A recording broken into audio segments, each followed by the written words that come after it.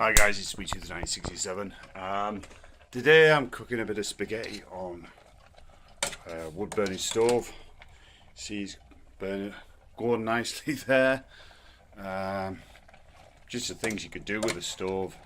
You boil water on it. I mean, this is just normal. This there is just a normal stove, nothing on top. I'm going to take that off. Right. I've been using just a piece of old slate just to protect the base of that, the hearth. That's cooked. Took about 15 minutes, 20 minutes. But like I say, you can do all sorts with them. You've probably seen the other YouTube videos. I've been boiling water with it as well, just to save some money. Because like electricity is a lot of money these days, and as I say, at the moment it's snowy outside, cold. So anyway, so yeah, just thought I'd show you that. Cooking spaghetti on a wood burning stove. Thanks guys for watching. Why not subscribe? There's always plenty on, and we'll see you next one.